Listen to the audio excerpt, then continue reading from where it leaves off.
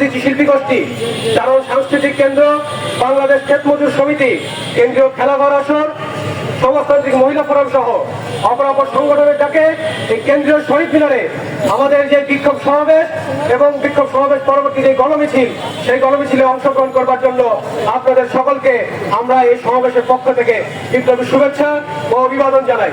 সংগ্রামী বন্ধুগণ, আমরা 11 তারিখ মশাল মিছিল করে আজকের এই কর্মসূচির আমরা ঘোষণা করেছিলাম, কিন্তু আমরা দেখেছি যে আমরা কর্মসূচি ঘোষণা করবার পর থেকে একটি উগ্রবাদী গোষ্ঠী আমাদের এই কর্মসূচিকে নস্যাৎ করবার জন্য, আমাদের এই ধর্ষণ বিরোধী আন্দোলনকে ভিন্ন কাজে প্রবাহিত করবার জন্য তারা নানা ধরনের চক্রান্ত করে আসছে।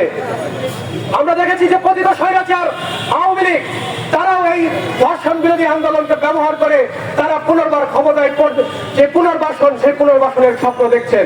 আমরা আজকের এই সমাবেশ থেকে আমরা সেই উগ্রবাদী গোষ্ঠী এবং পতিত স্বৈরাচার আওয়ামী লীগ সরকারের প্রতি হুঁশিয়ারি উচ্চারণ করে বলতে চাই, ধর্ষণ বিরোধী গণ আন্দোলনকে ব্যবহার করে আপনাদের যে মনোবাসনা, সেই মনোবাসনা বাংলার ছাত্র সমাজ, বাংলার যুব সমাজ, বাংলাদেশের প্রগতিশীল ব্যক্তিবর্গ কোনোভাবেই সেটি পূরণ হতে দেবে না।